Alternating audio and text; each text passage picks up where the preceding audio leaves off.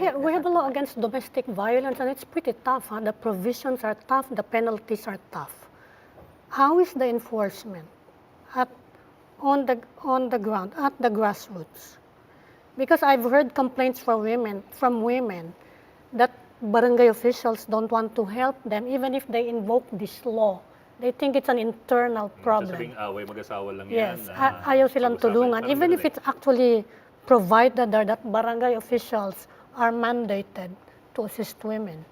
How is the implementation of Well, this there's law? one bit of that is that the barangay officials actually belittle violence and actually do not want women to go up the rung of bringing a case to court.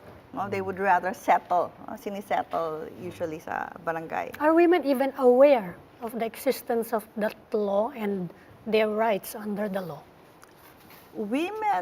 Actually women know the law, but because they also know how slow justice is in this country, they prefer, rather than file a case, they just separate from the man, or they just go far from the abuser.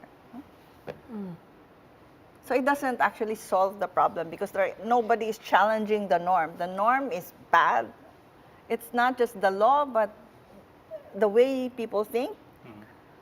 But I think maybe that's what's tricky about the law. The law, people think once there is a law, the problem is solved. And they do not know that the whole culture actually needs to change to make sure that that law is implemented properly. Well, speaking of culture, do you think we're progressing or regressing? Given everything that we've talked about, given everything that's been said over the Or weekend, has there been any change and over the at all? past 3 years, for example, as far as how this society looks at women, are we improving or not? I think there have been progress, especially in terms of the law.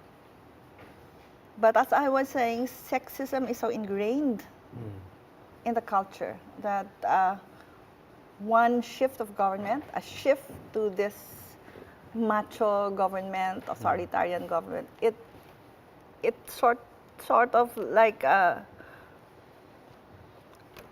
do you call it? It overcomes, it makes little all those changes in the law that also took a lot of debate, a lot of thinking, no, among our women and men leaders. But is it possible that it's a generational thing, that his generation thinks this way and the younger ones might be different?